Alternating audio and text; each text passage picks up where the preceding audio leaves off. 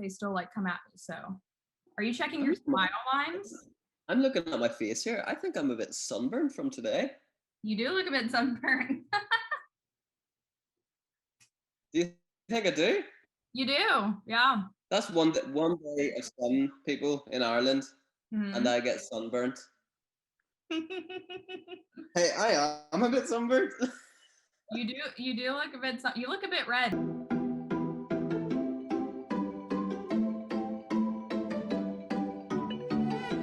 Hello, everyone, and welcome back to Gymnasts on Zoom Drinking Coffee. I'm your host, Patricia Duffy, and I'm joined today by 2019 World Bronze Medalist and 2018 European Champion on the Pommel horse, Rhys McClenaghan. Thank you for joining us.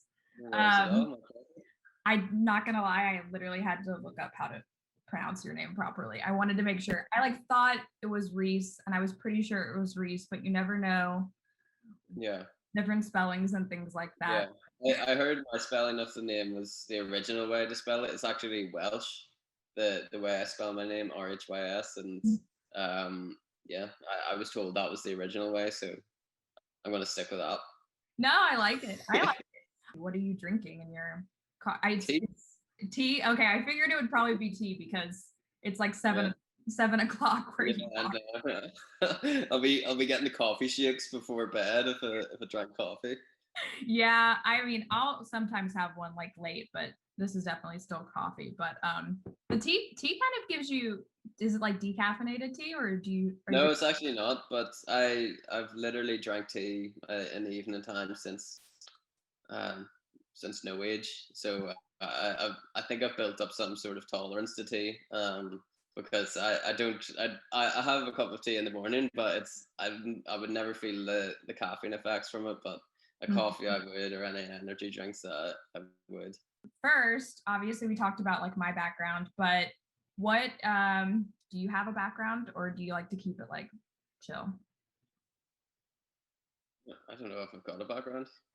I don't use backgrounds on my Zoom that much at all.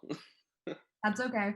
If you don't have one, that's totally cool. It's basically been like mainly a miss with all of our previous guests, besides like one, because it just always makes them look like the spawn of Satan or something. Yeah. It gives them like eyes and stuff. I am going to like training every single day in the same place, and taking a nice photo isn't really something that stands out. So videoing a conversation, even like a conversation we're having now, like this will be on the internet forever, which is like awesome. It's so cool, because we can come back in 20 years time and be like, oh, remember that time that we had a conversation, and that was a really cool conversation, and we can show our kids, we can show anybody we like. Yeah, no, video is great because it's so dynamic and it captures like that whole moment. Something I was really obsessed about when I was younger was watching on YouTube videos, just all the videographers, even if there was guys that were doing vlogs, like daily vlogs, they would always make one like big video where they edited together a bunch of stuff from a certain day, and it was just my favorite thing to watch. And I get super jealous over the people that do those daily vlogs, because I always think, like, even though I wouldn't want to be walking about with a camera every single day of my life, I get really jealous of them, because that's all there. They can literally go back to a certain day. They're like, that was an awesome day. Go back to that day and rewatch it. Yeah. Like that's a crazy thing. And that's really cool, especially like for you guys who are, going to the Olympics and documenting that, because like not many people get that experience. Like a very small portion of the world population gets that experience at all. And then like you can show that to other people, but then you can also look back on that, because like you said, like 20 years from now, you could like show your kids, like be like, here's your dad at like 21 years old getting ready to go to the Olympics, when I was cool. And then they'll be like, oh no, Dad, you weren't cool. You were never cool. Yeah, there'll be something in the future where they're like, you were seriously walking about with a camera. Yeah, exactly. We've got drones flying about following us with cameras now. You actually held your arm out with a like stick. A Yeah, that's gonna definitely be a thing in the future, where there'll be like you held the camera out in front of you and took a selfie. That's weird. Yeah, they're gonna make fun of us. But yeah, going back to that YouTube thing, I watch all of those guys on YouTube, and you know, even Jarny, Regina Moran, Jake Jarman, those are the couple of British guys that are doing those vlogging channels, and Bram Verhofstadt from Netherlands. He's my personal favorite guy ever as well. Um, but yeah, I watch all of those guys, and I don't think there's enough of them in the gymnastics community. So again, another motivation for starting to film, for starting to take out that video camera. Yeah. I know that I don't want to give away any of my top secrets for Pommel horse or anything quite yet. So I'll maybe wait until I finish my career for that to come out. But I love the thought of documenting my journey to show even younger gymnasts. I was on a Zoom call with a gymnastics club from Dublin just last week, and one of the gymnasts was like, "Oh, when are you going to post on YouTube again?" And I was like, "Well, that's a good question actually, because I haven't posted on YouTube in about 4 years." But it just shows that they're sitting at home looking for motivation to find in gymnastics and find the love for gymnastics, and watching YouTube videos of guys training day in day out is part of that motivation. So that's it's inspiring to actually see kids of the younger generation coming up in gymnastics and just watching YouTube videos. Yeah. That's all I did as well.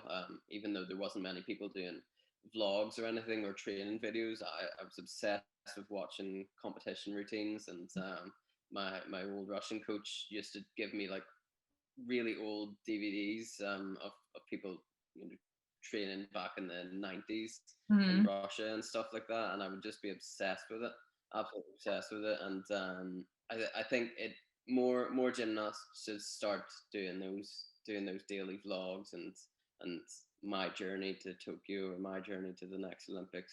Kids especially like think that these things are out of reach, and like these kids that are maybe like 8 or 9 or 10 years old or whatever, like they're the future. Like in them, in, you know, that age range, no matter what country, like there's a future, somebody who's going to follow in your footsteps or follow in like Simone's footsteps or somebody, and like ultimately like they're out there, and all of them feel like, I mean, when you're a kid, like think about it back to like 10 years ago, you're just like, oh my God, these people are like gods and they're amazing and I want to be like them. And it can seem so out of reach when, you know, it's just kind of like you only see the surface level and stuff versus like this day to day and seeing like the struggle and them doing normal things like, you know, having a cup of coffee or, you know, hating conditioning one day or just like being in a bad mood or not, you know, taking time to get a skill versus like, you know, just thinking like, oh, they just, you know, did that double like no problem first time through, like they're amazing. Yeah, I think it's so important for younger kids to see the older gymnasts going through training processes, because taking me as an example as a younger gymnast, there was no senior gymnasts in the country that I was training alongside or seeing them training. The closest I came to it was my coach, Luke Carson. He moved to England to train with Lewis Smith and Dan Keatons. So, you know, when I was growing up, there was no senior. I was the best gymnast in the club, and I was 12 years old. Not a very good gymnast at that time. So it just shows that, you know, if I was to go home and sit down and watch a YouTube video of a senior gymnast talking me through their training regime, you know, I could see they're playing on trampoline just like I'm playing on trampoline. They're doing the same conditioning exercises that I am. You know, I'm doing those skills on pommel horse that he's doing. So you can definitely see how the motivation can be sparked for younger kids to see, you know, senior gymnasts showing them.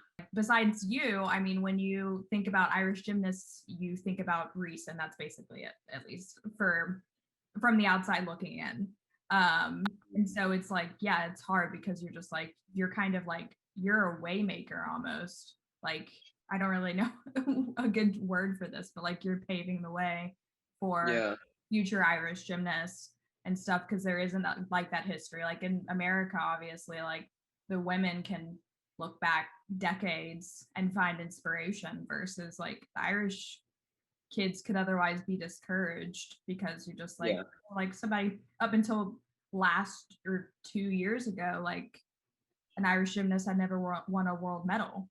So Yeah. that's like, I mean, I wouldn't even see it as the kids even taking. Well, of course, for the kids, it is beneficial for to see this Irish gymnast being on the podium at a World Championships, being a medal contender at Olympic Games. That's inspiration for them. mhm, But in terms of like switching the standards, because for Ireland now, a world medal is the standard. Being European champion is the standard, and that that has to change within the coaches' heads too. So the coaches can't just be pushing for these gymnasts participating at a European Championships or participating on the World Championships. That you don't want a full Irish team to go and place last or place second last or whatever, because you want them to you want to send any gymnast that's going to World Championships to have a capability of making a final or getting a medal. So I think a big responsibility is for the coaches to change their standards, yeah, and the gymnasts will follow suit. The gymnasts will 100%. I mean, you ask a gymnast, what do they want to do? I want to win World Championships. I want to win an Olympic medal. yeah. So why shouldn't the coaches change their standards with them?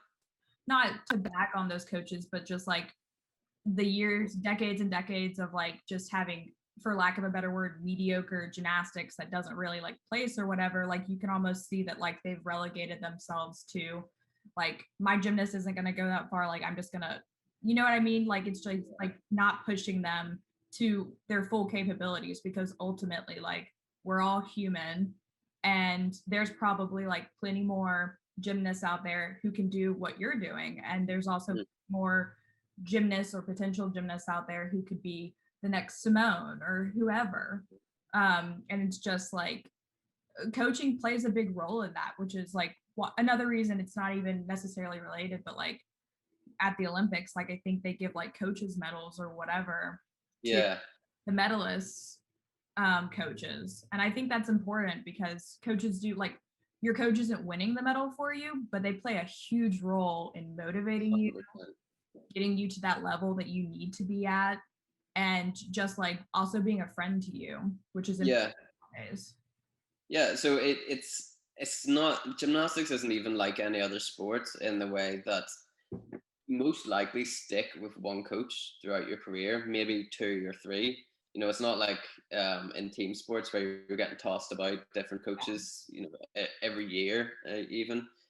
It's that one coach is your coach. So I've been working with Luke since I was 14 now. And that's when I saw like a proper change in my gymnastics, is when I went to Luke. So the coach plays a huge role. So the main thing is, sticking on the topic that we're talking about, changing the standards within a country. The Yeah. main thing that I always see in Ireland is the coaches pushing back and being like, "Oh well, this isn't how we always done it." You Mm, know, look at the last 4 years when we sent the whole team to World Championships, yeah. and the performance directors or Gymnastics Ireland or Luke himself has to turn around and say, well, the standard has changed. We're Mm, not just participating anymore. We're winning medals. So we're not going to send people that aren't going to win medals. Although I would love to see every gymnast go to a World Championships and experience the amazingness of competing beside your idols and beside the best in the world. yeah. You, you do want to send the people that represent your country to the best of their ability. So coaches need to step up, and the gymnasts will follow. So they will. I feel like there's a whole like coaching revolution going on, just in general, and also about like having proper coaching and not like abusive coaching, which has been a Yep. trend, a poor trend that's been highlighted upon lately. That's Yep. unfortunate, but also like changing that mindset and stuff, because Yeah. I mean, there's bad coaches everywhere and stuff, but I think that also like contributes to it. That helps because I think if you have a coach that's focused on positive coaching and reinforcement and constructive criticism and stuff, Yep. And has your best interests at heart, like that also helps and follows suit, because if they're pushing you too hard or just like negative, negative, negative, that's also obviously not conducive for creating a European champion or a world medalist or anybody like that. Yeah, so I think the negatives that have come out about gymnastics coaching recently have it's made every coach check themselves, which is a great thing. Even me as somebody who wants to be a coach in the future, it made me check myself in the way that, okay, how would I have handled that situation? How would I do this? Maybe it's not the best thing to do that, and it does.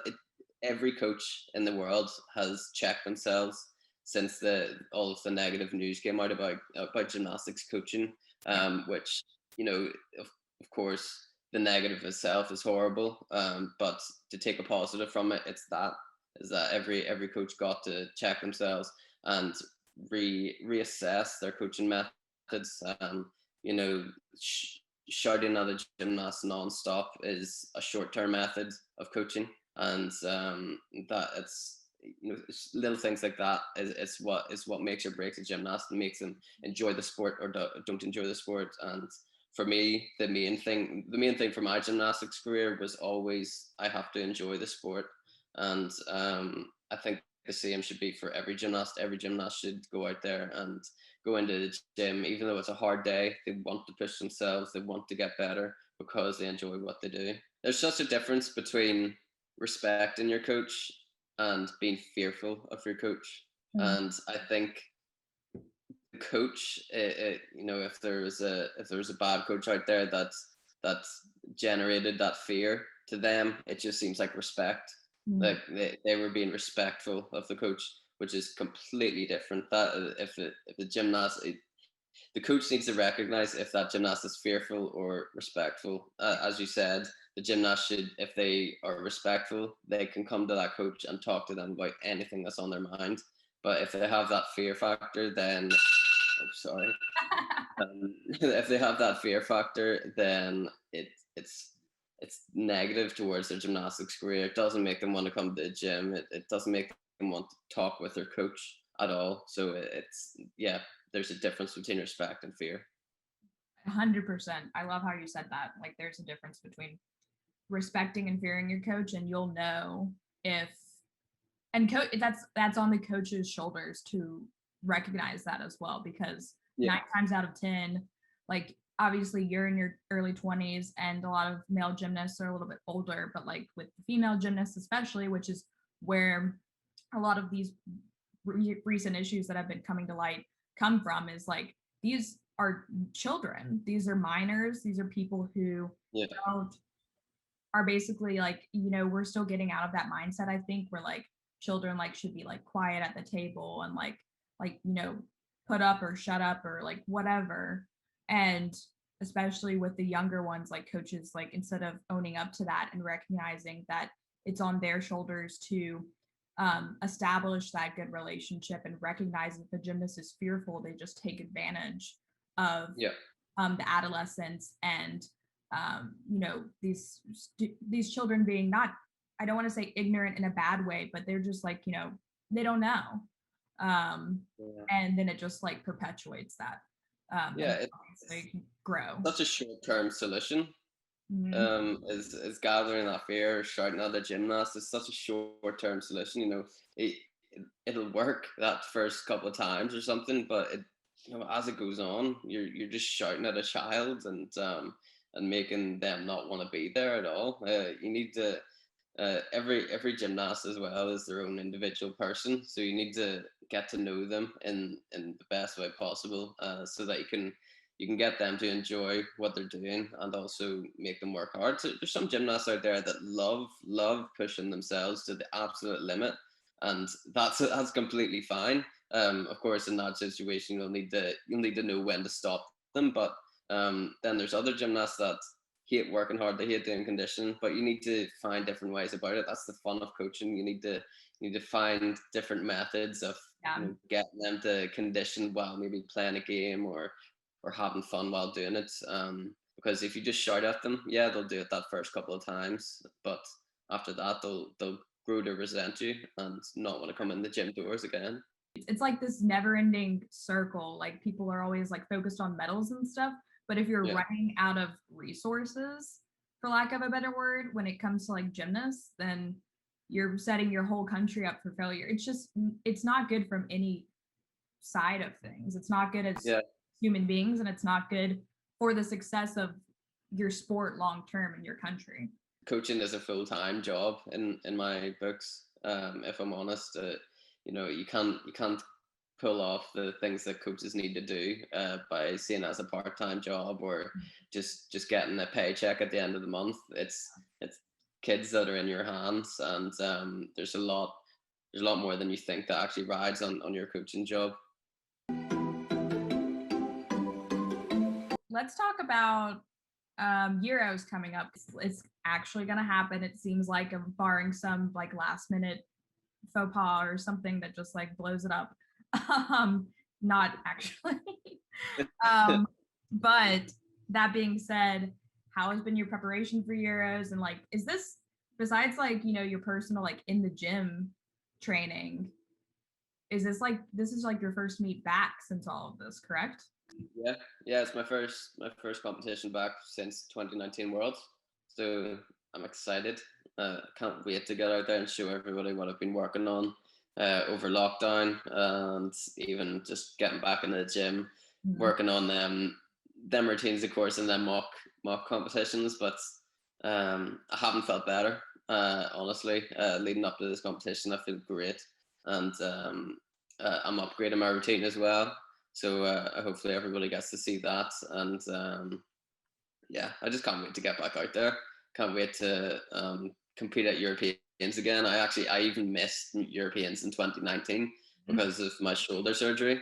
Yeah. So to get another chance to get back that European title, that'll be pretty cool.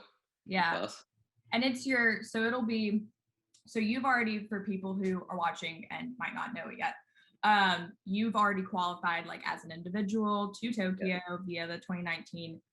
When you qualified to event finals, you earned your spot to Tokyo. So this is, you don't have to worry about like Olympic trials and stuff like that.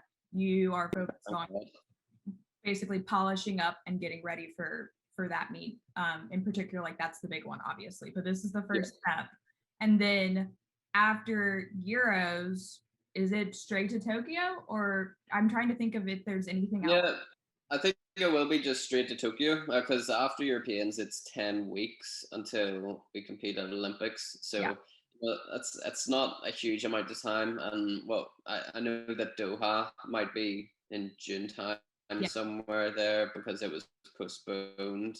But we don't want to. We've got quite a nice refined competition build up, and to put another competition like in the middle of that build up will just kind of disrupt things. So yeah, I mean, I don't see much need. Luke doesn't see much need either. We go out there at Europeans, show what we can do, show the judges our nice execution as well as the nice difficulty, and we'll demonstrate that exact same thing at Olympic Games.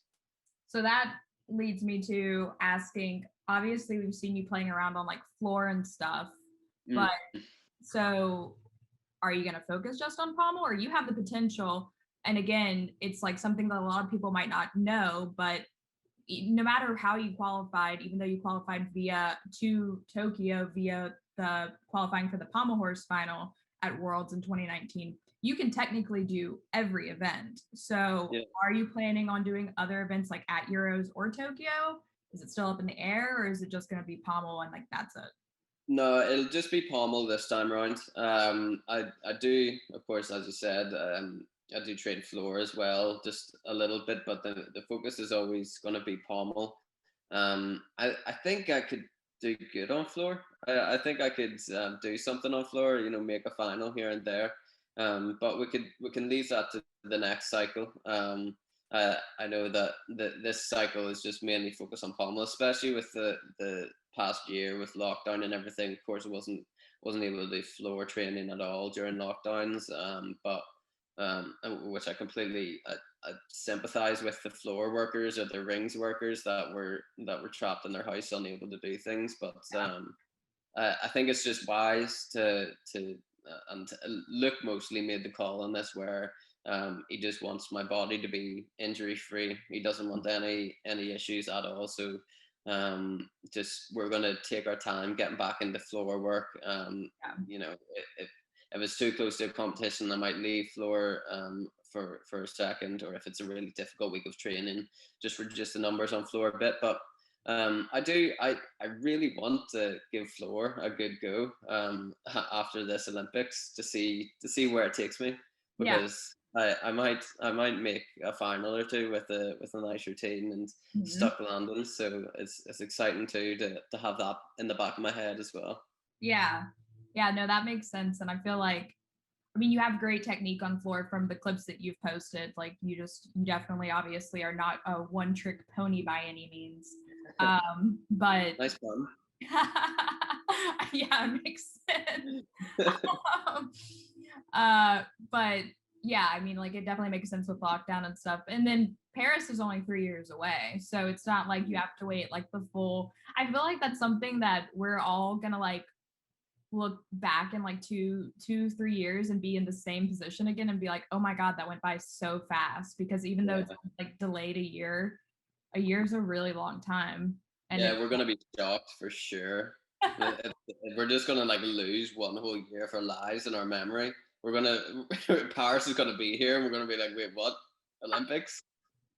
People are gonna be qualifying in like what, next year? yeah, yeah. I mean, it's crazy. Like we're gonna Yeah. have Tokyo and then we're gonna have the Winter Olympics, which like I don't really know if you tune in for that, but like I love Winter Olympics. So we're gonna have the Winter Olympics this upcoming winter. And then yeah, like qualification starts all over again. And then like it's just gonna go like that. I mean, it feels Yeah. like yesterday that it was 2019 Worlds or 2018 Yeah. Worlds. So One of the two. It'll be interesting to see what FIG do with the qualification process next time round. I quite like the qualification process this time round.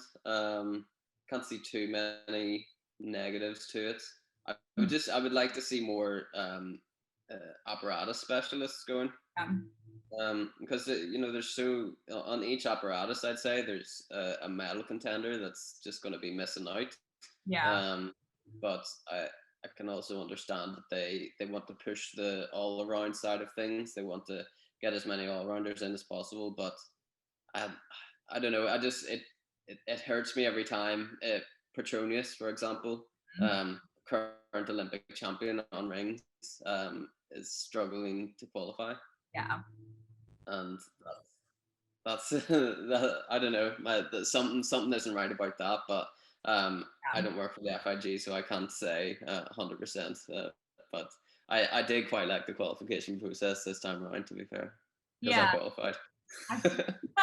It works great when it's just like it's hard to see the downside when you're the one benefiting from it. And obviously, Yeah. I mean, I think there's a lot of benefits to this qualification process, but I do know that next time around, the 4+2 is out and it's going to be 5-person teams. Okay. And I don't know about the individual side of things, but I do know that they're going back to 5-person teams. As far as unless I missed a headline in the past couple of months, that's what the next, and everybody's just kind of like blinders on to Tokyo, and then we'll think about everything else. But that's definitely out there.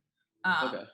So there's just it always stinks because it's like almost like you feel like the Olympics are every 4 years, so that's a long time between Olympic games. But like for Petronias, for instance, like he won and he's the reigning Olympic champion and he's still competing. So it's almost like you feel like he should be like grandfathered in, like he should I, automatically. I said this the other day to Luke. I was just saying, because we were having this exact same conversation, and I was just saying, if you're an Olympic champion, you should get a golden ticket to the next Olympic Games. I know 4 years is a long time. A Yeah. lot can happen in 4 years, but just as a little respectful thing to do for Olympic champions, maybe you should get a pass for the next Olympics if you want to. But Yeah. Like um, I feel like it would actually like work out pretty well because I mean, think about the Olympic champions from like 2016, like mm, Sane and I'm trying to think about who else, like Oleg, Eleftherios, Simone, like all of these people are still very much active and stuff. yeah, I mean, obviously there would be random ones like Aaliyah's not really training. So that would kind of present like an interesting thing, but then also like they wouldn't make it past qualifications if they haven't been training and they decide to take that golden ticket. So it's yeah, like, it's kind of a good idea because then you have these moments where it's just like it is truthfully unfair that Petronize might not be able to defend his still rings title when he's perfectly capable of it. He's still doing well, and it's just because of the qualification process that's keeping them from like that just doesn't make sense. It doesn't compute. yeah, yeah. I mean, it was a great rings final in the 2019 World Championships. The fact that he pulled off his routine as he would and came fourth just shows that the standard is very high Yeah. on ring. So I mean, and then them top guys as well. They obviously qualified their individual spots through that. It's a difficult one. Of course, it needs a hell of a lot of thought, and I'm sure the FIG do put in the thought to it. But Yeah. there's just something not right about a current Olympic champion not qualifying the Olympic Games. Miyachi from I think he's Japan. Yeah. High bar, like Ebke was literally basically, Ebke wants to compete against him. He wants to compete against the best. And like they're not gonna get the chance to basically compete against each other in the high bar final because I mean it doesn't seem like Japan is gonna send Miyachi to Doha, and the way it works out, like it's only the first place finisher in those individual finals. So then he's out because you can't be on the all-around team. It's only 4 people, and then it's just like the best gymnast should be at the Olympics. It shouldn't be. Yes. That's the whole point. It shouldn't be just a bunch of gymnasts who happen to put up a good high bar routine during qualifying, and then Epke goes in there and just wipes the floor with them. Which I'm not bagging all the other high bar specialists, but Miyachi is one of the best in the world. He can compete with Epke, and I'm sure that gold medal would mean that much more if Epke won if Miyachi was competing against him, or vice versa. So it's just, it's the best gymnast in the world should be at the Olympics, and that shouldn't be a question of it. Yeah, but here I want to ask you this: what do you think about the 2 per country rule for a final? Yeah. Because that's kind of the same situation where the best should get a chance to win a medal. There's been a lot of situations, obviously, especially in all around, where you know there's been more than 2 people in that qualification route. But what do you think about that? Yeah, I think there should almost be like a stipulation between like the 2 per country, because I think it used to be 3 per country. Or at some point there was like that kind of stipulation, and then it got switched to the 2 per country. And it was like because like the US, for instance, like could sweep the whole podium, and then there were other countries. But like again, it should be the best gymnasts. So like, and I'm just thinking of because it's happened to the women, the US women so many times.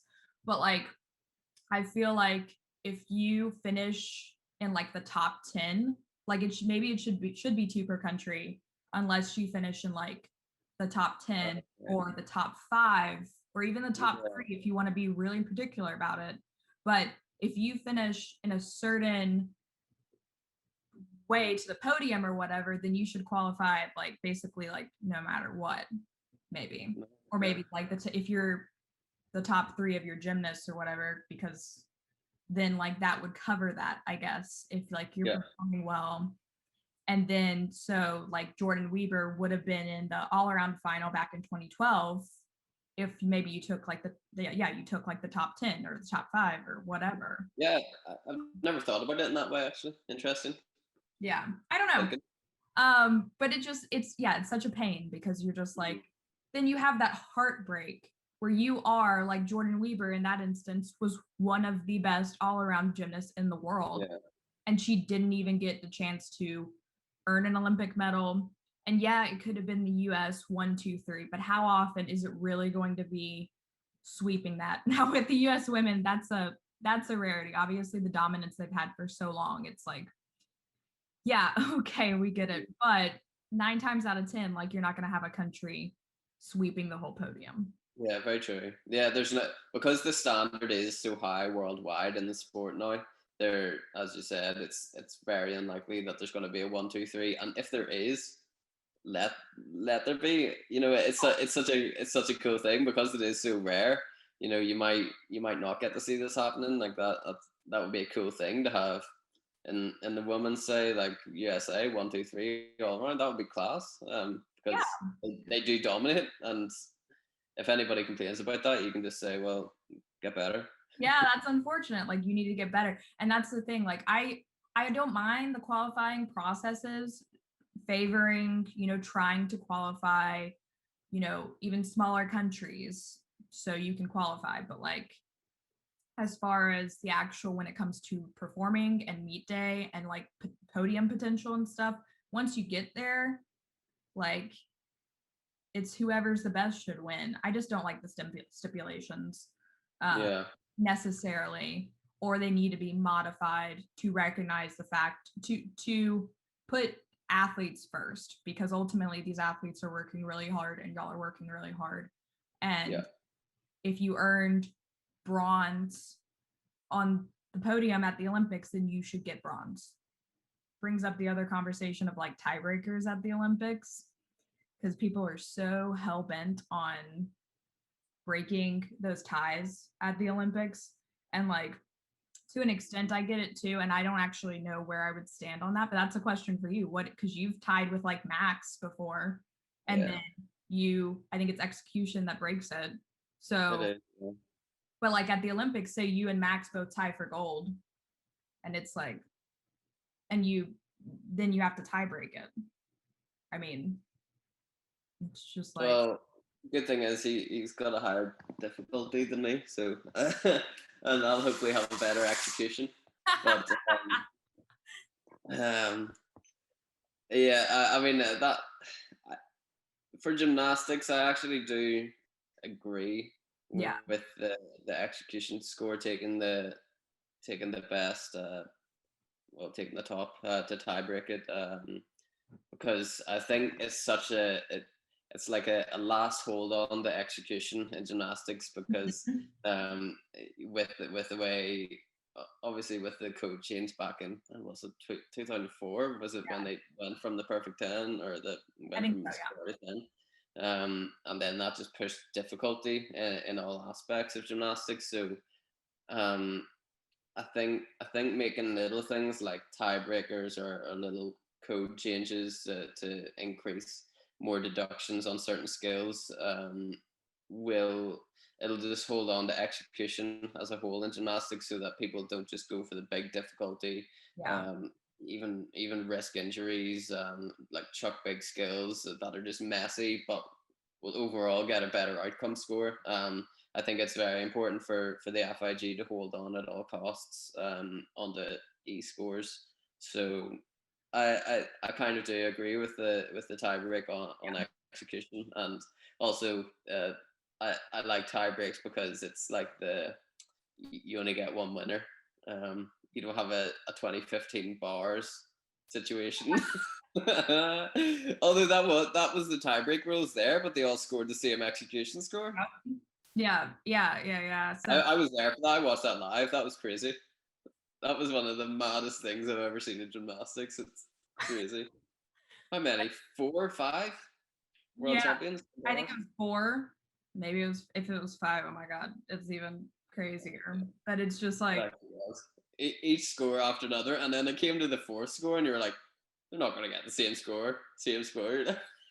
You couldn't believe it. You thought the judges were winding you up.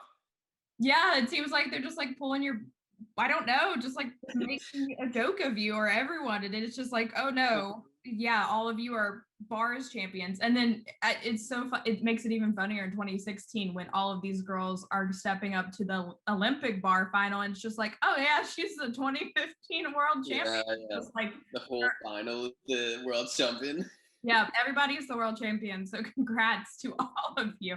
But in that regard, then that makes it like, it's just like, yes, this is the reason that we have the tie break to an extent. Obviously, the tie break doesn't always work. But then I haven't, of course, talked to any of the girls that were world champions in the 2015 bars final. But I don't know. Do you think it would make them? Would it take away from being a world champion a little bit?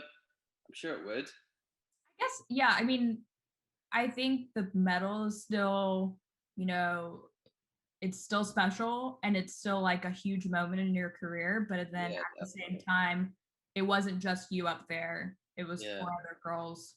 So yeah, I mean, I feel like it'll always come, the story of you being world champion will always come with, oh yeah, and along with four other girls.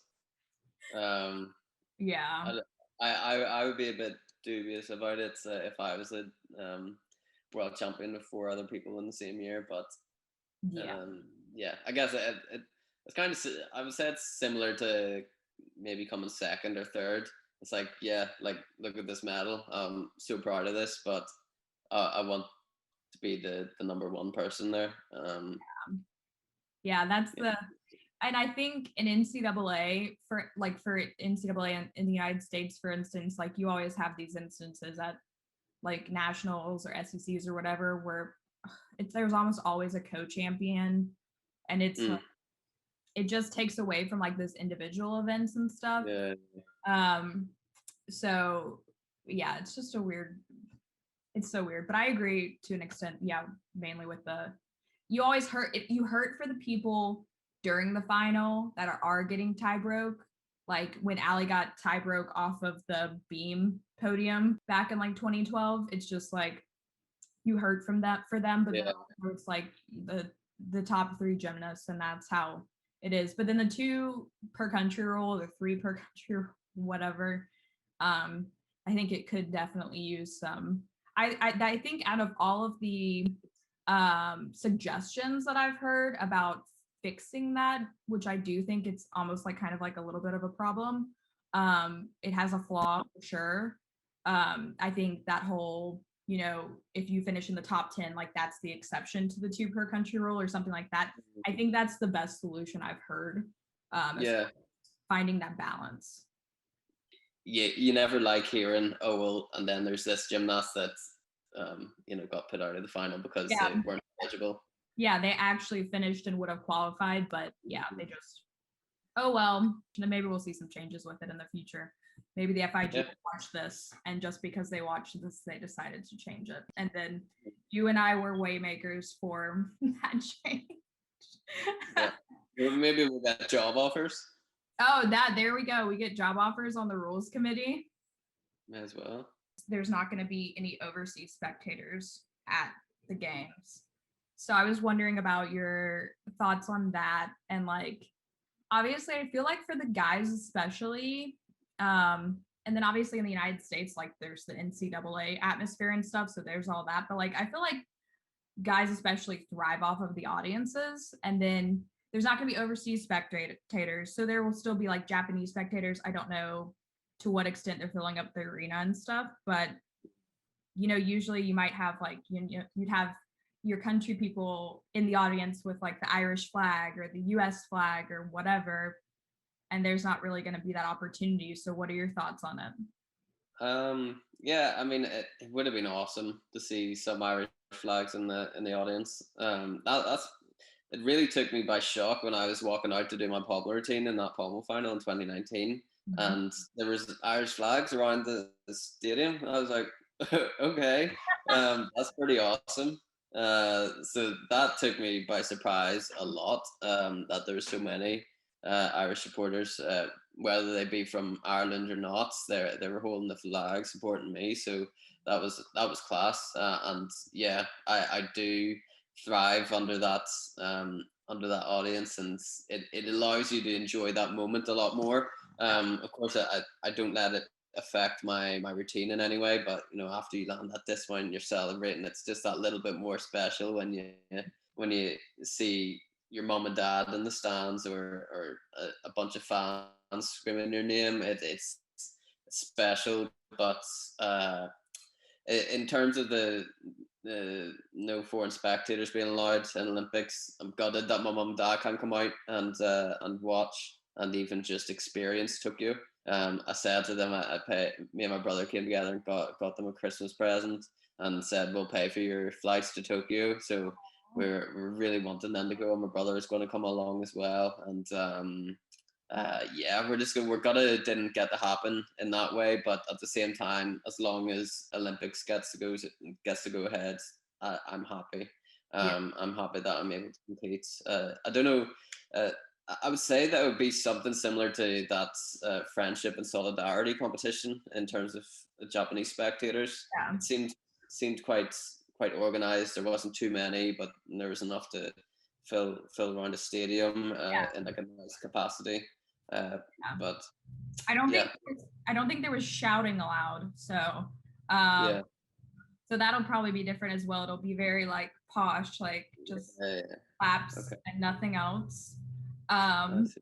Maybe Japan will have opened up their vaccines. I don't know the vaccine situation in Ireland, but like they've opened it up in our state, for instance. So I get to go get my first vaccine shot this week, just because everybody is available to do it. But yeah, sorry, I don't know if you can hear this, but I live by a military base, and some planes are flying over us right now. So I can't hear anything. Give me just a second. Okay. We're back. Planes are gone and Rhys's bladder is empty. You've been pretty secretive about your new routine and stuff, but what is that like D score looking like, or like what can you share that isn't going to give away your trade secrets and have all the guys coming after you to recreate your routine? It's a lot higher than what I was doing in 2019, for sure. So um, I'm hoping to push an outcome score of 16. We want to get an outcome score of 16.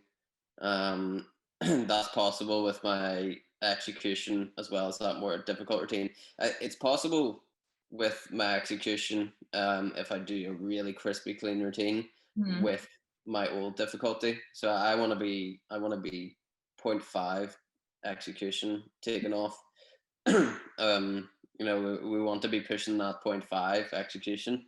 Like the Zhao Quins and Zhang Hang Tao's. They were two of the best Pommel workers ever. So they were two Chinese guys. They're actually around the same era.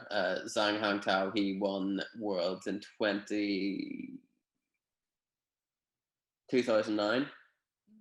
He won Worlds in 2009, and Zhao Quinn, of course, Olympic champion, multiple world champion, and I want to be like up on those guys' level, because here's me still talking about them to this day.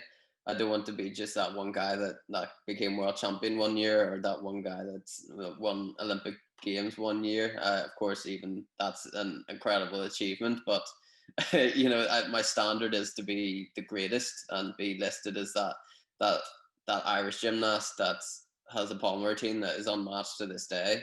So that's my standard when I go to training. We're pushing to be that much better than everybody else. Yeah. So like, as far as the pommel horse specialists go, which is actually funny because I wrote down, how do you actually become a pommel horse specialist, which we'll get to in a minute because I'm genuinely curious. But as far as the pommel horse specialists go, like, I'm sure you follow a lot of these guys. Like, obviously you competed against Max Plenty and then like Steven Nedorosic over here in the States.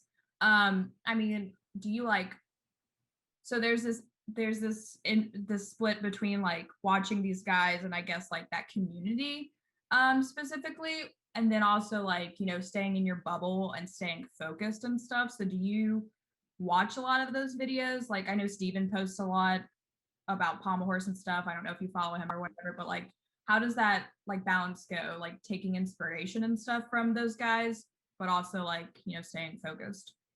I I just watch like those guys Pommel stuff just more out of entertainment. Mhm. Because I'm a gymnastics fan, first and foremost. Like I love watching gymnastics. So Yeah. when Stephen does post a routine, or even at Winter Cup, like I was watching all of the routines from there. So I'm watching their routines just out of pure entertainment and love for the sports.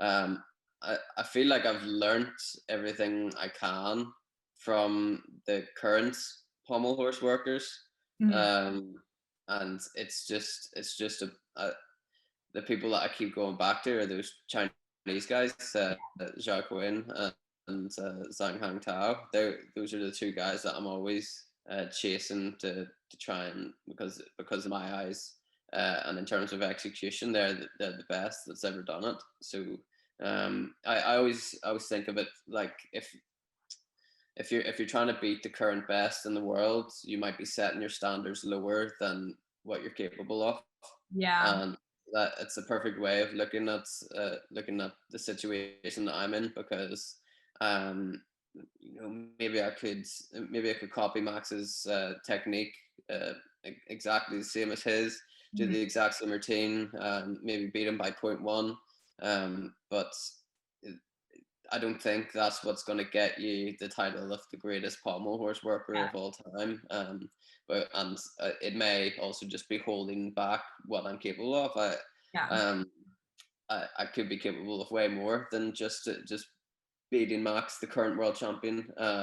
I could be, listed as the greatest. So I think that's a good way to put it.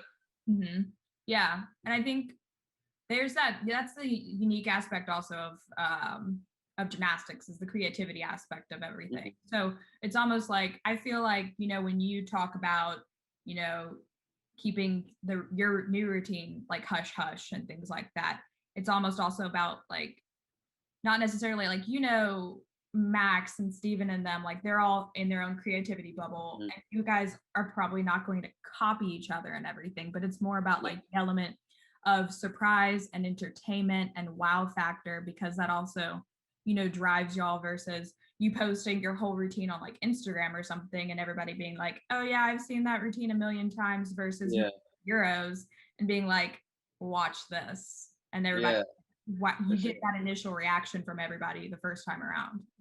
Yeah, it's entertaining. It's entertaining to showcase this new routine that nobody has ever seen before, not even video footage.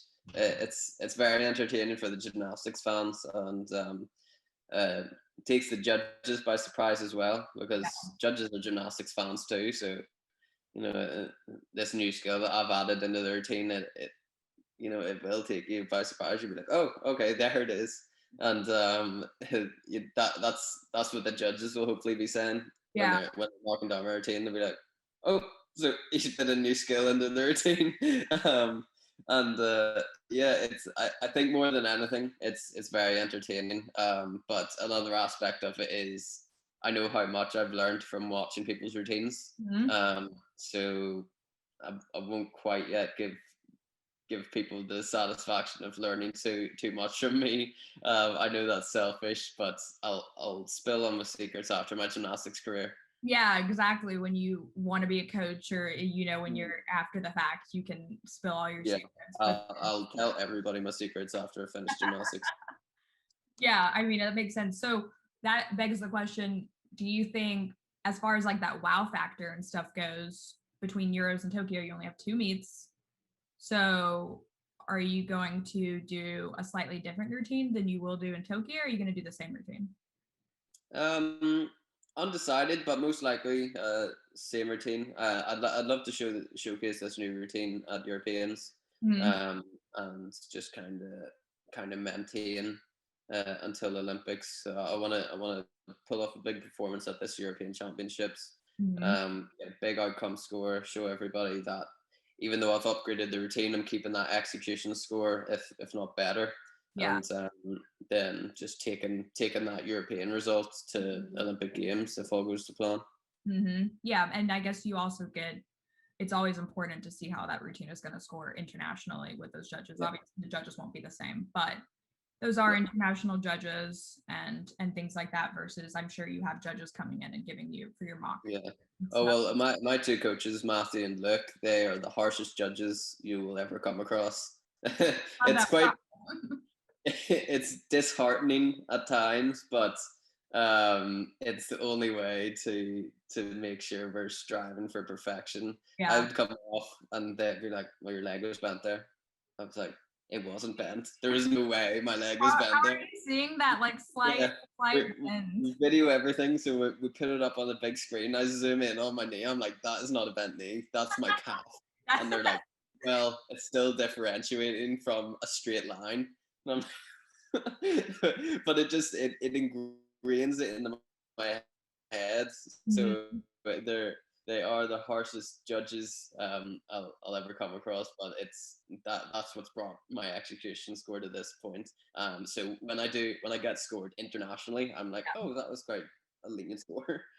But I would actually am genuinely curious, and I feel like a lot of people are, about how people become pommel horse specialists because and in the States, like I actually think that pommel horse is actually pretty entertaining, personally, but then of course it kind of gets a bad rap as being something that's like a lot of people will say it's like boring to watch and things like that. Yeah. So like I feel like when you go into gymnastics, you're not like as a kid like, oh yeah, I want to be a pommel horse specialist. So how did that happen for you?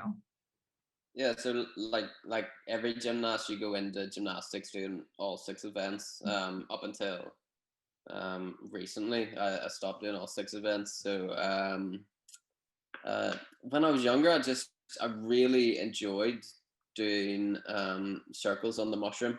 Mhm. I was a gymnast that in my club, I was the one that held the record for the number of circles in on mushroom in a row. Yeah. So that was step number one of becoming a pommel horse specialist, was just being miles ahead on the basics from every other gymnast, and then that caught a spark in my head, and then after that, once I started to move on to the bigger pommel horse, on my old Russian coach Vlad, he used to give us a voluntary day on Sunday where we could do any piece that we wanted to. I would Mhm. go straight to pommel horse and just spend as much time as I was allowed to on Yeah. that apparatus. So I was doing skills very naturally, as well as pushing myself. But I remember watching some of the guys on TV and Worlds and stuff, and thinking to myself like, I can almost do that skill, or Yeah. like I can do that skill, and that as well gave me some inspiration. Where I was like, well, like I'm actually good. And then I was always miles ahead of everybody else in the club on pommel horse. So it always just gave me a little bit of spark for pommel, as well as that natural ability. Yeah. And I remember actually my coach Matthew, he used to be a gymnast in the gym that I was training at when I was younger, and he's very knowledgeable on gymnastics even from a very young age.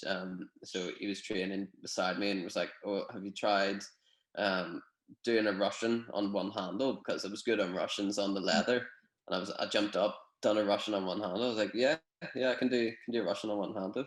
And he Yeah. said, if you put 2 circles on the one handle before that Russian, that's an E valued skill. Uh-huh. I was like, really? An E valued skill? And this is when I was like 10 years old. Mhm. So I was like, right, okay, well, I'll just put 2 circles in front of this Russian. And then I done it. And I was like, that's an E. And then the same thing happened with the Stockley turns on one handle. He said, yeah, if you put 2 circles in front of 2 Stockleys, then that's an E as well. So that was the day that I was just like, oh, I've got like two of the most difficult skills on pommel horse, and I'm 10 or 11 years old. And then, yeah, I was just connecting it into routines.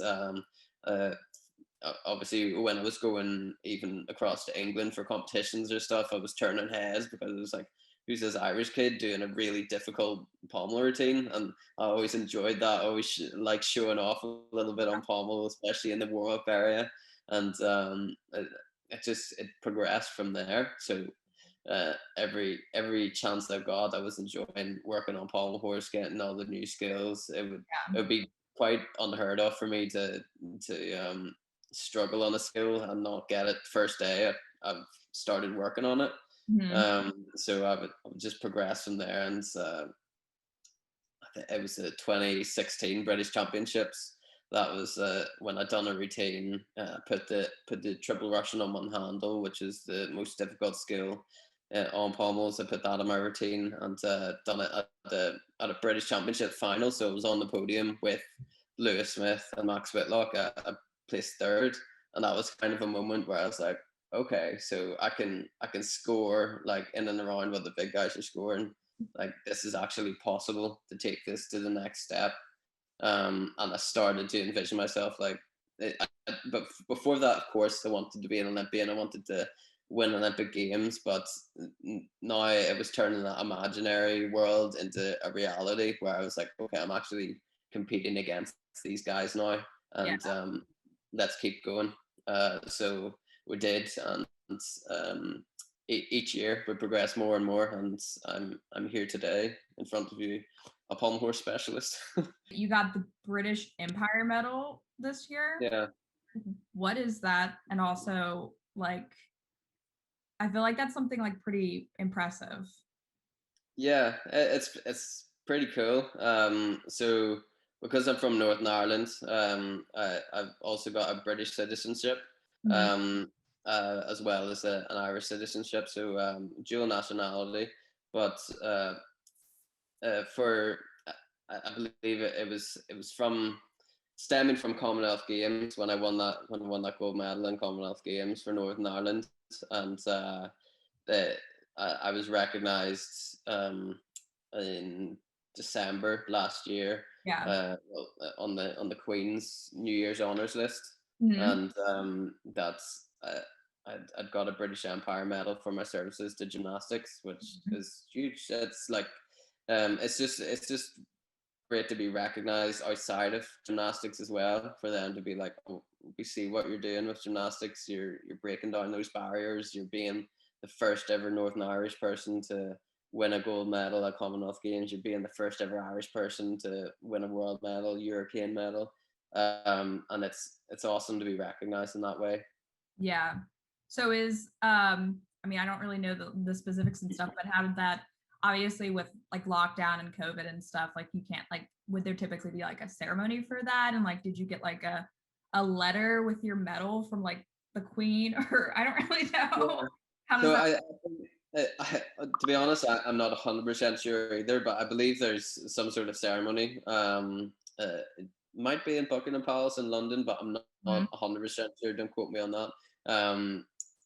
But it's essentially, yeah, a medal from the Queen, just to show her recognition, show the country's recognition of what I've done with gymnastics in the country.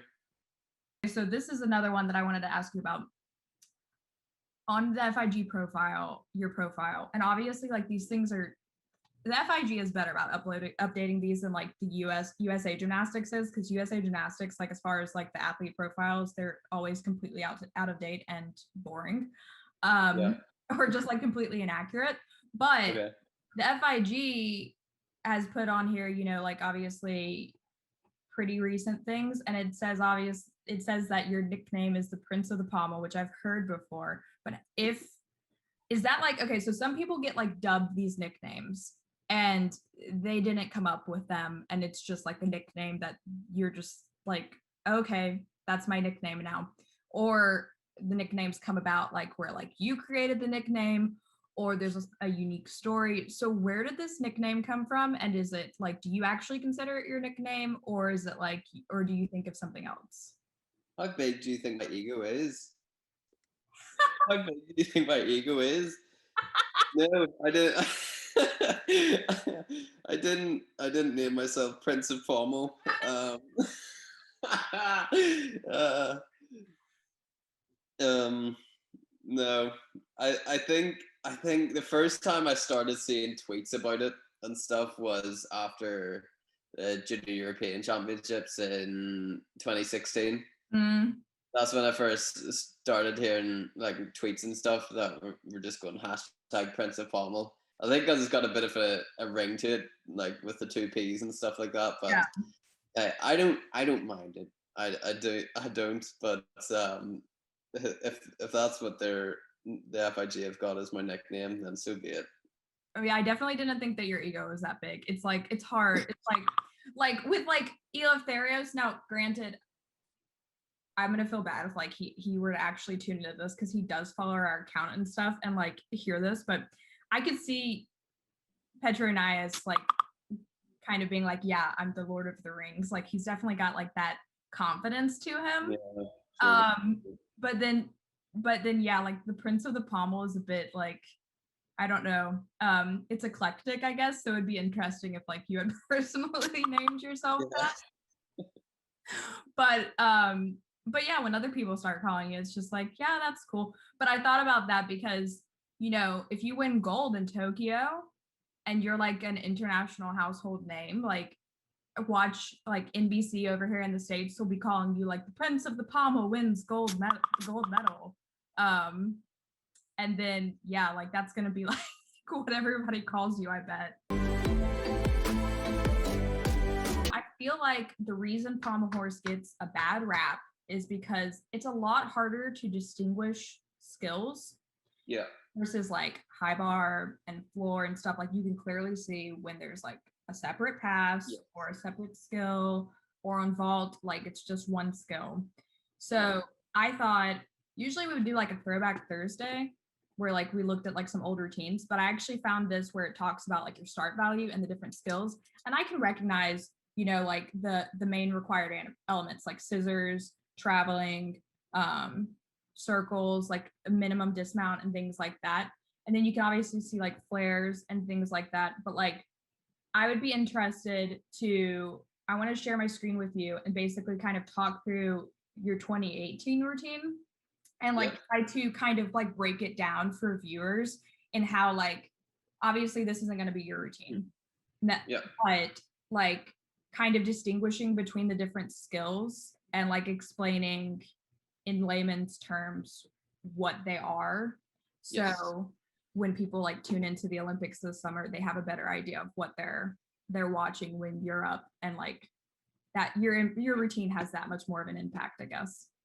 Okay, so this is like reverse scissor. So you go up and then you go backward. I don't know.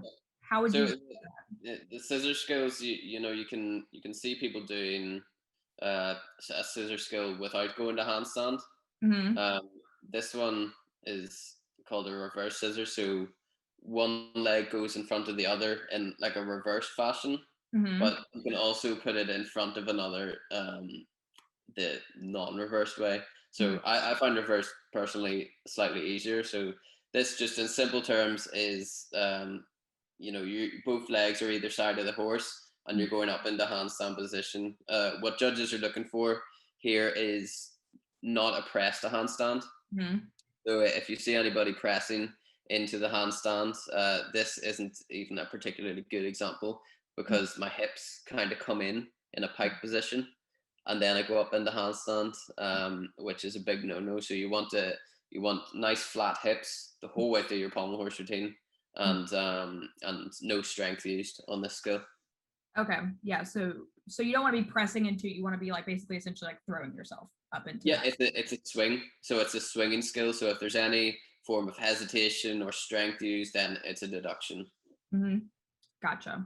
So that pretty much that makes sense. And then Yeah. we go into, so this is that triple Russian that we were talking about. Why Yeah. does it say flop though? Do you use the word So yeah, so the one handle sequences, flop? Mm-hmm. um, I mentioned before when I was getting into pommel horse, that the two circles before I do the Russians, which Mhm. turn in the front support. Mhm. Um, they add point 0.2 onto the value of the skill. Mhm. So if I wasn't to do those two circles on the one handle Mhm. before it would only be an E valued skill. But Okay. because I do those two skills or two circles before I do the Russians, it's then a flop sequence. Okay. So that's why it says triple Russian flop. Yeah, you'll see either the main parts are the Russians, or then when you go onto the other handle here is Mhm. the Stockleys. So the Russian flop first, and then again one circle, two circle, then into the Stockley turns, Yeah. No, and that then makes sense. that's the sequence. So if I was just to do the Stockley turns by themselves, it would just be a C valued skill. Mhm. But because I do it in a sequence, it becomes an E then. Okay. And then the sequence is what that's like basically like a connection is like the flop is like it's like is Yes. what I'm getting. Because I had Yeah. actually, like I said, I know enough about pommel horse personally to be able to watch it and tell what a good routine is and certain skills and stuff. But then there's like those technical things where you don't actually like where you guys know what it is, but then a lot of people Yeah. are kind of clueless. Yeah. And um, it's kind of reached that point where uh, pommel horse is so fast paced that they're almost making up the rules just for the gymnasts mhm, and not so much for the spectators. Of course, they're wanting to push certain skills like flair skills and maybe upgrading the value of them, but it as you said, it's difficult to follow in that way because it's constant. There's no stopping in the routine at all, yeah, which it's still an exciting part of that apparatus. The fact that there is no stopping. yeah, exactly. Like, and it's that's that for the 4 year fans especially, but even a lot of fans of gymnastics like do not like you said, it's hard to recognize the separation of skills. But then that's Yeah. the reason that pommel horse is so exciting is because Yes. you are putting these together and it is such a feat. Uh-huh. But yeah, so then you got the triple Russian, which is going to be here in a minute. Yes, so I'm off the one handle and then go into the triple Russian in the middle of the horse. So that's particularly difficult because the handles are either side of you. Hmm. When I'm in the middle, there's such little room for your legs to drop. Yeah, Whereas if you were to do uh, the Russians on the leather, you've got a bit more room for your legs to drop below the horse. Whereas hmm, on this, you need to be quick with your hands, you need to be quick with your body because there's no room for your legs to just like dip down. So yeah. that's why that's a bit more of a higher difficulty than the Russians on the end of the horse. Yeah, and then also like yeah, like you said, it's hard. You don't want to dip, and then you're on like you with that, you're trying to basically essentially be like 180 degrees, and Yes. you're having to hold yourself up through that, which is Yeah. like you said, a lot more difficult versus like almost being at an angle if you're doing it on Mm. either end of the horse. And Um, there's not that much room between the handles, so you're doing this skill with your hands touching. yeah. Often I overlap my hands, so Mhm. I'm doing them all very very quick like that. So that's another aspect to it. The more narrow your hands are, the more your balance is going to be off. Yeah. Yeah. I mean, like, yeah, you don't really see it. It's hard. It's like the pommels actually look pretty far apart, but then when you're doing a skill like this, I'm sure like when you really look at it and you stop and look at this still image right here, you can see that there's Yeah, really not that much room. yeah, So that's another reason why it's obviously like very difficult. And then you're just petering. And then obviously there's a traveling skill. Okay, so here's one of those things where it's like it goes from you're traveling, which obviously you need to travel. That's part of what gives you your like credit. mhm. And that's like a necessary thing. But then That that's kind of like connecting on to the next skill. But yeah, it still gives me value. And then into the travel sequences. So like the best way to label this is uh-huh. just the Magyar Shavado.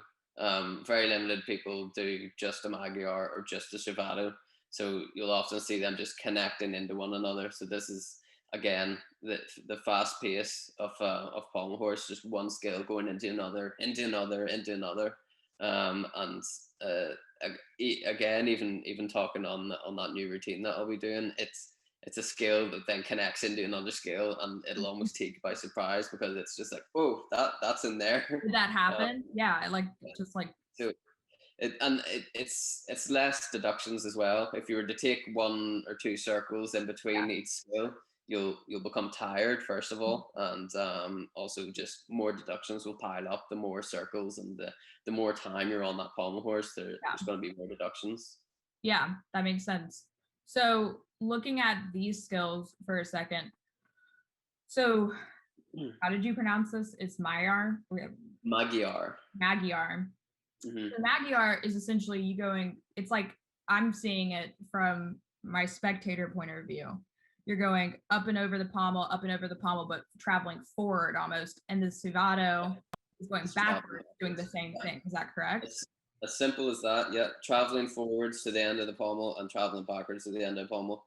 You'll see people doing different hand positions with them. Some might not go to the handles at all. Some might just go to the middle and back into the middle, or use the handles on the Suvato. But it is as simple as traveling forward along the horse and traveling backwards along the horse. Yeah, that makes sense. And see, that's something that you might not see if you're just like watching it on through. And then how do you pronounce this? This is the Wu Gunyan, and we just call it Wu. Wu. Okay. So this is the Wu, which is funny. It's like this is it. Woo! This is the Wu. So this is you're traveling across the horse, but then you're also adding that 360, it seems. Yeah, so you're doing it's like a Russian travel. So there's 2 Russians in that travel. And that's what gives that Wu skill the E value, because you're having to put 2 hands in the middle of the pommels, so there's such little room. And even you would step on your own hands often, so the fact that there's 2 hands in the middle there, it's very difficult to keep your balance also while traveling across the horse. Even here, like, I lost my balance a little bit. This routine, by the way, is so scrappy.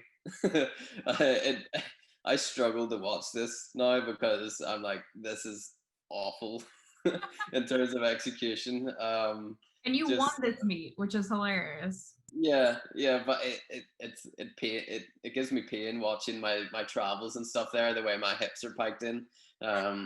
It's challenging for me, but yes, that's the Wu. That was one of I believe the first time I competed that skill, because it really added to the start value of that routine, and we wanted that gold medal, so we just put it in there. Lost my balance a little bit. See the way my hand even there is not fully on the horse. Yeah, I can see that. That means my shoulders are so far forward in one direction that my hand is actually struggling to stay on the horse. So then this Russian's travel then connects into the triple Russian on the leather. So again, connecting the skills together. There's no particular there's no bonus points for connecting the skills, but it as I said, you want to spend as little time on the pommel horse as possible. Extra turns as possible, yeah. So the triple Russian, so you can do the triple Russians multiple times in the routine because you're doing it in different positions on the horse, correct? Yes. I think you can only, there's a rule, I think you can only do 2 Russian skills. Minus the triple Russian on one handle, because that's a flop sequence. Yeah. So essentially, I think what they're saying is you can't do, because you can do Russians on the 2 handles as well. So you can't do Russians on the 2 handles, Russians on the leather, Russians in the middle, and even like a Russian dismount, because they don't want a whole routine filled with one type of skill. So even though Russians are my forte, and you'd see a lot of Russians in my routine, I'm still within reason in the code to keep them in. Yeah, that makes sense. And then this is the handstand dismount. So and I think your dismount has to be at least a D, correct? Yes. The dismount has to be at least a D. So 1 turn. So if you were to stop it after one turn there, Yeah. once my hand places on the leather on the end there, that will be a D. So if I was to come off there, Mm-hmm. then that would be a D valued skill. But it's just that little bit harder to travel back along the horse. Mm-hmm. Um, it just shows more control, more balance. Because it is easier to go up and do that D because it's only one turn, and it means that you can go up quickly and get off on one side. Whereas Yeah. on the E, you need to go up, make sure that you're still balanced in handstand, and then come back across the horse and finish in a nice position to get the E dismount. Mm-hmm. Um, so the handstand dismount is one of the ways to dismount off pommel, and also doing a triple Russian and flanking off is Mm-hmm. another way, but it's it's low difficulty value and difficult to do well. Actually, the Russian into the dismount, so you'll see most of the big guys doing the handstand dismount. Yeah, the handstand dismount. Okay, Mhm. that makes sense. And then that's the end of the routine. Very emotional moment. Yeah, I learned a lot, so that's great. That worked out really well. Obviously, that's not going to be your exact routine, but you'll be keeping. Obviously, you'll have like triple Russians and stuff in yeah, your yeah. upcoming It's routine. a baseline routine. Yeah, it's always good to have that kind of baseline routine. Yeah. Where is your favorite place in Ireland? My hometown, Newton Ards. I've never been there.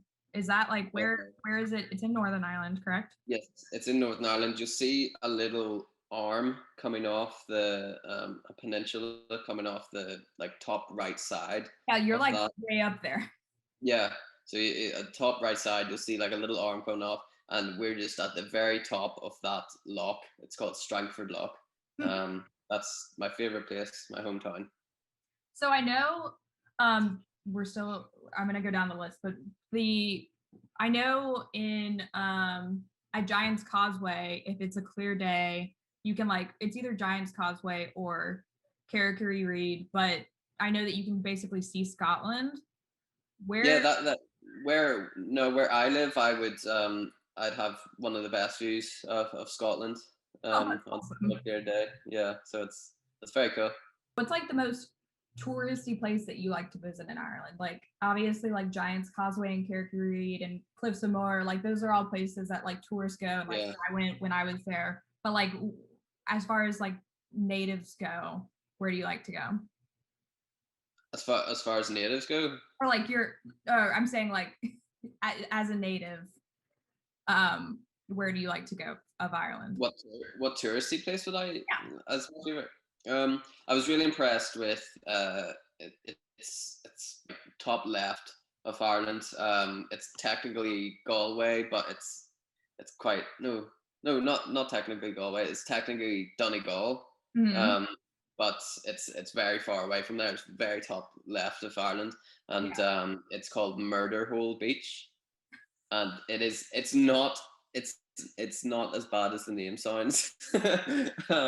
But it's this beautiful place. It's what I wanted to put the photo up on my background there as, Mm-hmm. but literally my girlfriend and I went on such a beautiful day, and it was a trek to get there. I think it was like 4 or 5 hour journey to get there, but we got there, and it honestly looked like I couldn't believe we were in Ireland. It was just this beautiful place. It looked like Hawaii, but I was very impressed with that place when we got there.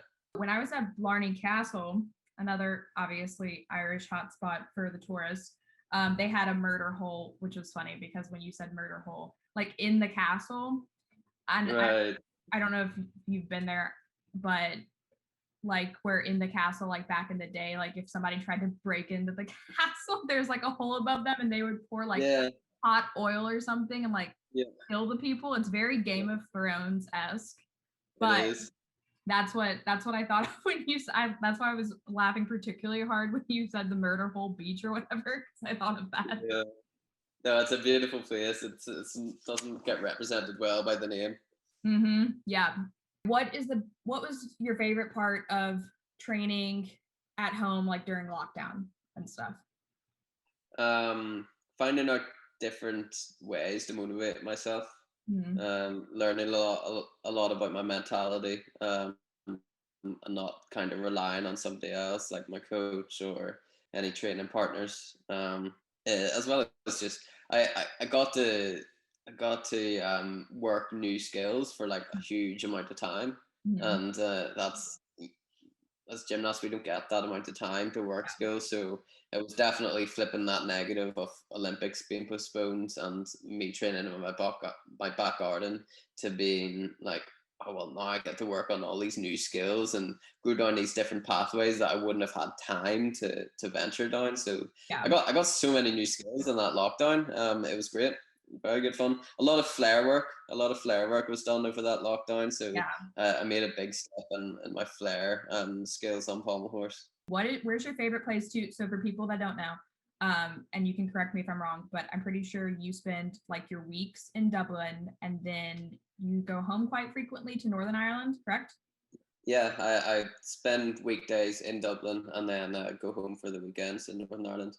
So where's your favorite place to eat in Dublin? It's this really nice steakhouse. What is the name of it? I'm blanking the name. I completely blank the name. It's okay. Browns. Brines? I'll say it in an American accent. Browns. Browns. Okay. Okay. Now I get it. Yeah, that's just my accent. I don't pronounce things correctly. It's this beautiful steakhouse, and they bring you out this really nice fillet steak on a hot stone, Mm-hmm. and you can just like cook it to your leisure. It's beautiful. Also, when you said it in an American accent, because one, that's pretty talented. My Irish accent would absolutely just be terrible. I wouldn't even try. But then you said like fillet. How did you say it? Fillet. Fillet, fillet, Yeah, I said fillet. fillet. Yeah. So we say it like fillet. So. Yeah. I wonder which way is correct. Mm-hmm. I'm not sure which way is correct on that one now. Who is your role model? Um, Mostly my parents, but there's very few people I hold. Uh, there's very few people that if they were to give me advice or tell me something, it would stick in my head. Mm-hmm. Um, and my parents and my brother, um, mostly being those people, and then my two coaches, Luke and Matthew, also being those people. So currently in my life, where if they were to give me advice, it will always stick in my head. And yeah, even especially when you're at different gymnastics competitions or um, different events here and there. There's so many people giving their 2 cents to you and saying, "Oh well, I think this," or "Oh, you should have done this at World Championships," or "You should have done this." Yeah.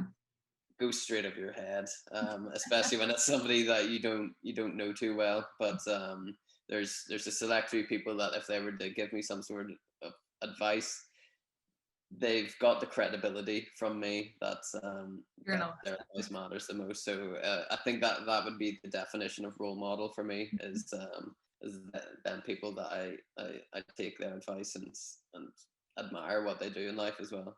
I'm sure he probably was also a role model to you. Your granddad passed away last year. Yeah.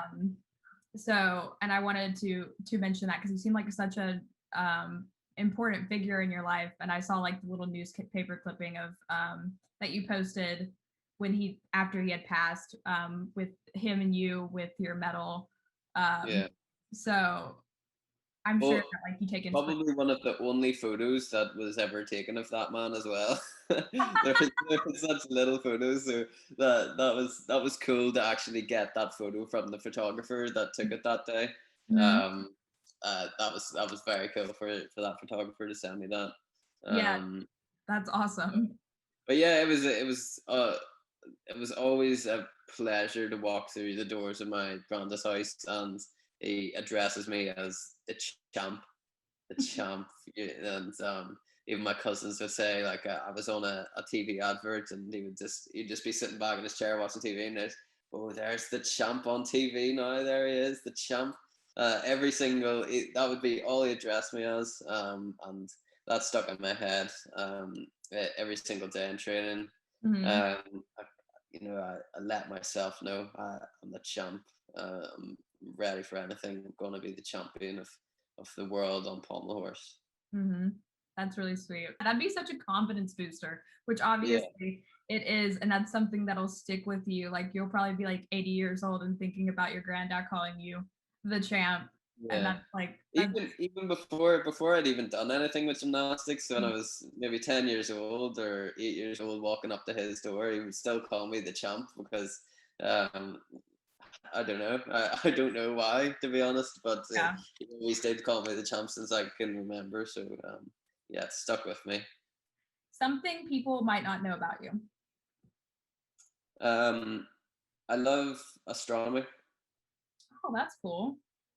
Yeah, I got that. I got asked that question like 1 week ago, and I didn't have an answer for it. So last week I started thinking, what would be interesting for people that don't know something about me. I love astronomy. That's just I studied it for 2 years Mhm. in school at a very fundamental level, but Mhm. it was enough for me to gain a love for it. And then, of course, I would get into the likes of Neil deGrasse Tyson, all of the celebrity names in science, and I was hooked. Every single drive down to Dublin for training, I'd be playing a podcast, Mhm. just discussing the origins of the universe or quantum physics, Mhm. whatnot. Yeah, I love it. So, not that it's necessarily correlates, but are you a big Star Wars fan? I'm actually not. Okay. Yeah, I'm actually not. I don't like Star Wars. You don't like it? Like you're just like, No, no? no. I tried, and there's gonna be so many people hating me now. But I really tried to sit down and watch an entire movie, Mhm. and it's just not for me.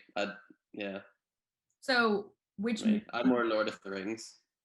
if you ever feel like giving it another chance, start there and then watch the other ones because Okay. the original trilogy is 10 times better than the prequels. The prequels are probably, I don't know how I'd rank them, but there's a general consensus that they are kind of a letdown compared to the original trilogy. Mm. So, just my, Okay. You know what? I will because you know what?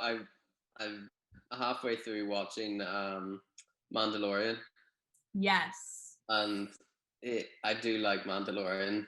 Mhm. And okay, if there's a time that I'm going to get into Star Wars, I think this would be the time. Exactly. There you go. Favorite non-gym sport to follow? Boxing. Ooh, that's fun. Yeah, What do you think of your native countryman, Conor McGregor? yeah. I love his his fighting career. Hmm. Um, yeah, I like it. I like the person he's become actually recently in the past couple of fights. He seems to be very respectable and modest with himself. So I like how he's collected himself recently. Yeah. He also tweeted me after World Championships. Um, Yeah. I did not know. that that was a very cool experience. Um, so yeah, he just said that he's watching my career very closely. Best of luck for the future. That's cool. Yeah, I Yeah, guess he's becoming like a family man. Like I think he has 2 kids and like a wife. yeah, So it's like you kind of going out of those youngin days. yeah. Um, and then yeah, kind of evolving, I guess. If you weren't a gymnast, you would be a fill in the blank. I would probably say a diver because I done swimming when I was younger, and I feel like mi- mix that with the backflips I was already doing on trampoline before I started gymnastics. My Yeah. mum and dad probably would have just been like, yeah, diving. If gymnastics wasn't an option, they probably would have just been like, yeah, he can swim, he can do backflips, put the two together. Who's your favorite artist to listen to like get you pumped up like before a meet or whenever when you're practicing? Just any kind of rap music. Mm-hmm. Mostly like 90s rap is my favorite kind of timeline, but yeah, I love the rap music. Love it. Do you have any pre-meet rituals or like superstitions or anything? No. Um just I see like rituals or superstitions as a weakness because it's something outside of your own capabilities that you're relying on. Rely on yourself, rely on your preparations, rely on the hundreds of routines you've done before that day. Um, you know, your lucky socks aren't going to get you through your Pommel routine. The hundreds of hours you put in before that competition, that's what's going to get you through the Pommel routine. And then what is your dream career after gym? I know you've mentioned coaching. Is that kind of the plan? Yeah, I think it is a plan. Possibly owning my own gym. Undecided mostly, but these are just ideas floating about in my head. Owning my own gym, being a coach, consulting in different countries with coaching, especially going to countries that were, of similar standard of Ireland. And working a lot on in Ireland actually, and just progressing the sport here as well. But so trying to find different countries that are like Ireland. The participation levels are there, but we're not quite pushing the elites pathway. The Yeah. coaches need more education. I love to educate people just about gymnastics in general. Yeah, that makes sense. And I feel like that's definitely like it kind of goes hand in hand, a good natural progression from where you are now to post gymnastics. So you're still involved with it as well, which would be nice. Yeah. What elements did you do like when you were 15 years old and this person said, you are my role model?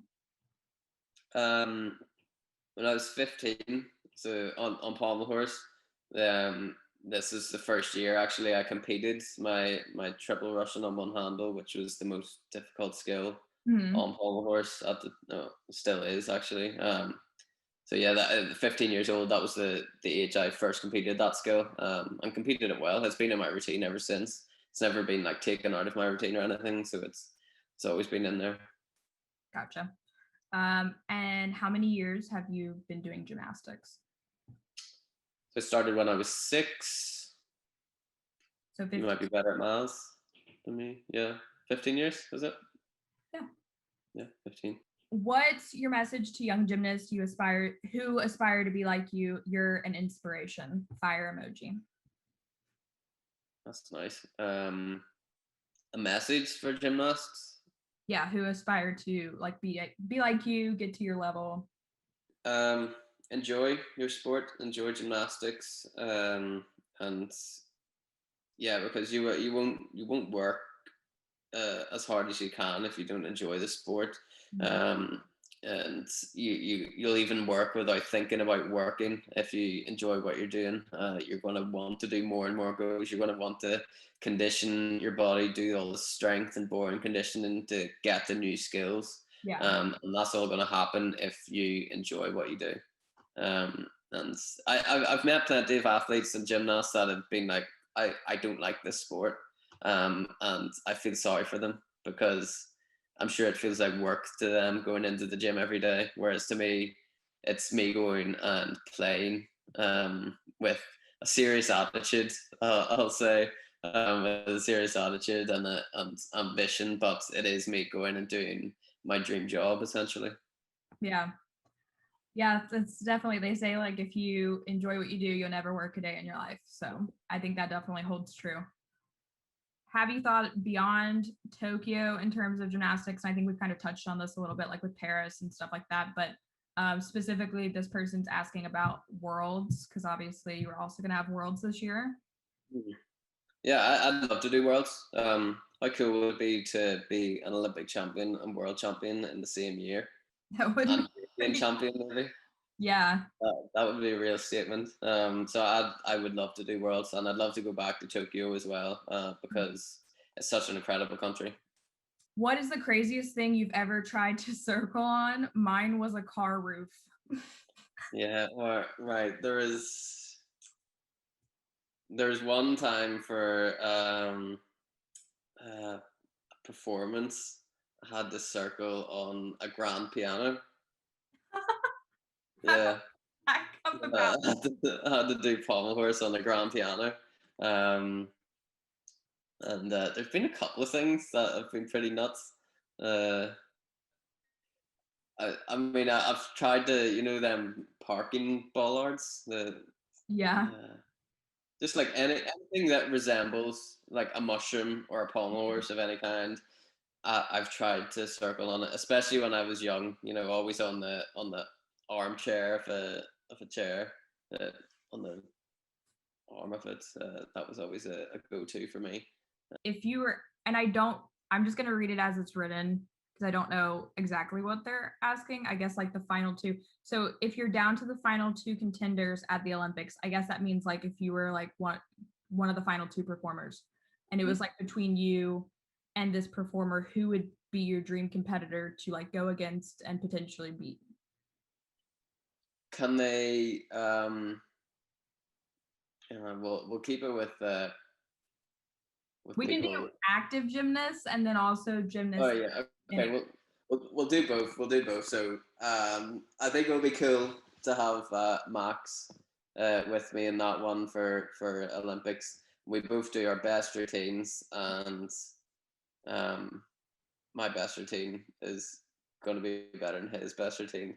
So we'll come out on top of that one. Uh-huh. But yes, for current competitors, it would be great because I love the rivalry between me and Max. I really do. I think it adds a bit of spice to the sport. It makes it exciting. Gives the TV companies what they want. Gives the fans what they want. It's fun for me. It's fun for me to compete against the current Olympic champion at the next Olympic Games and take him on. It's a very exciting time. So yeah, I think it could well be that at the Olympic Games. So I'm excited for that. Yeah. But for people that have retired, oh, it has to be. I'm kind of excited. It has to be Joy Quinn, Um, uh, Joy Quinn, and just have us side by side. I don't know what the result will be, but oh, that would have been a dream to compete alongside Joy Quinn. yeah. Um, hopefully get to meet him one day. I've tried to see if he was still involved in gymnastics, and I'm not even sure if he is. But maybe one day I'll get to meet him and pay my respects to him for being the greatest pommel horse worker. Those are such cool moments when you get to see people who have inspired you and are like a role model to you in different ways. Like I loved seeing Nikita Nagorny meet or not meet, I mean I'm sure that they've met before, but Nikita Nagorny and Kohei's interaction at the Friendship and Solidarity competition. Yeah, It was like it was just so genuine and sweet how like they just like he like kind of fangirled over him. yeah. I've got a story of Kohei as well. And this was a big fangirl moment where we went to train in Tokyo early 2020 just for a training camp. Myself and my teammate Adam, and we organized training in the national center in Tokyo, and we weren't sure what gymnasts were going to be there, but we heard that the gym would be quite empty actually, and that's why they let us train there. Mm. But we arrived there, and the only gymnast training in that gym was Kohei and his coach Hiro, and it was just one of those moments where like, calm down, let's go over, say hello to him. But we were training with Kohei the whole time. We were in Japan. It was incredible. It was one of those things where, like every 5 minutes in the gym when I was training, I'd just turn around, smile, and like just look at him doing high bar, and I'll just be like, this this is a dream come true. And at the so I was doing a bit of high bar while I was out there as well, and I was working on Kovacs, Hmm. and we all know Kohei for his trademark Kovacs that kicks out right at the top and catches beautifully. Yeah. And he gets his coach Hero because he doesn't speak very good English, but he got his coach Hero to come over and give me tips. So Kohei was giving me tips on the most iconic skill that he does that I watched as a kid, and I was just like every time his coach came over and translated for him, and you just saw Kohei in the back, just like kind of looking at me while I was on Pommel. He was just like, and it was incredible. It was just one of those moments where I was like, Kohei Chimera's give me tips on a Kovac. This is incredible. And also like the last day, I came in with a couple of Team Ireland t-shirts. Gave them to his coach Hero and gave one to Kohei. And I just went over, started stretching, and I saw Kohei walking over to his kit bag and pulls out this Japan top, one of his Japan tops. And I was like, oh, no way, he's going to give me this top. So he comes over to me and it's like, oh, here's my top. And yeah, so I've proudly got his Kohei Chimura's Japanese top in my bedroom back home. That is awesome. Like that's so killer. And Kohei just seems like such a cool, obviously like he doesn't speak like you said, very good English, but you can just tell he's got a great personality. Yeah, yeah. It seems like a character. It was just one of those surreal moments that it would definitely be my best moment in gymnastics outside of competitions. Mhm. That will always be there with me, that I got to train alongside Kohei Jimura, the greatest gymnast of all time. That's so cool. And that's something like those are those moments that you don't like think about, like you said, non-competition moments. There's so many, it's important to appreciate also the journey and Yeah, those cool parts of the journey that and like traveling and different things like that the gymnasts get to experience that otherwise yeah, you kind of miss out on if you don't take note of it and stuff like that. yeah. Final hit, let's talk about, I just want you to share some like words of encouragement for people kind of paving the way, not just like specifically like gymnasts in small countries that don't have a very big gymnastics presence internationally, but like just like waymakers and people who are paving the way in general who might be doing something that hasn't been done before, or people haven't done well before, or made an impact like you have on the Irish stage. So yeah, like what are your advice to people like that, or words of encouragement, or people who want to make a change? Um, there's always going to be challenges along the way, especially if you're going to be the first to do something. There's going to be people constantly challenging you, challenging your thought process. You know, it's going to be something different to following behind somebody in a certain way when you're creating your own path. Yeah. There's going to be constant adversity coming your way. There's going to be people telling you, well, no, you can't do that. Why are you acting that way? Why are you arrogant? Just throwing the words that because they don't understand that path that you're going down, they're going to throw adversity in your way, and they're going to really challenge you. And that's what makes it so difficult to create that new path, is them very difficult challenges, but to overcome them is just only going to widen that path and strengthen your journey.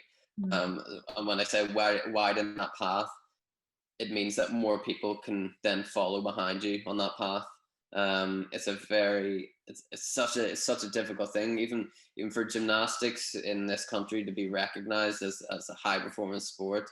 It's such a brand new thing, and I'm glad that I have the results to be able to say, like, okay, yeah, we deserve funding, we deserve this and that, but it's like um, it's so challenging to create that new pathway, because without without funding, you struggle to get results, Mhm. but without results, you can't get that funding. So Yeah. it just goes like in circles. And that funding example is just one of the many examples I could give in the way that you need to create results to get a certain outcome, and you need to get that certain outcome to and create results. Yeah. It's very challenging, but what I would say is just follow the vision that you have. Try not to let anybody chip in a negative way. Mhm. Definitely be open to criticism, be open to learning, broaden your knowledge as much as you can. I'm not saying if you're trying to create a new pathway for many people in the new generation or yourself to ignore everybody. That's definitely not what you should do. You should learn off as many people as you can. Um, I think Bill Nye said this, that um, you can learn something from everybody, and Mhm. it's completely true. There's not one person on this earth that you can't learn one thing from. Um, so it's important to not be ignorant to that fact, Mhm. and if somebody is willing to give them you advice, take it on board, challenge it yourself, and see if it's worthwhile actually committing to that advice. But definitely something to avoid is any just blatantly negative comments or bad wishes towards you. But it's possible. It definitely is possible to create some sort of a pathway and believe in what you can bring to the world. Mhm.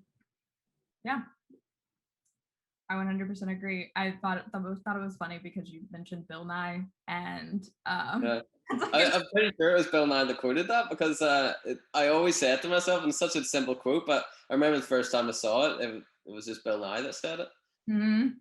I just thought it was funny because when you mentioned Neil deGrasse Tyson earlier, I was gonna ask you about Bill Nye, but like I feel like that's like something we watch. Like I don't know in Ireland, but in the States, like they always show us like a million Bill Nye videos in Yeah. like middle school science, Yeah, yeah. and That's- I loved Bill Nye. And I love him too, yeah. he's just like I'm like I just think of like the Bill. Bill Nye the Science Guy. There you go. It's like it takes you back. It takes you back to some like Yeah. awkward middle school days and things like that. Mm. But yeah, no, that's a great way to end it. Um, well, thank you so much, Rhys. I've really enjoyed talking with you.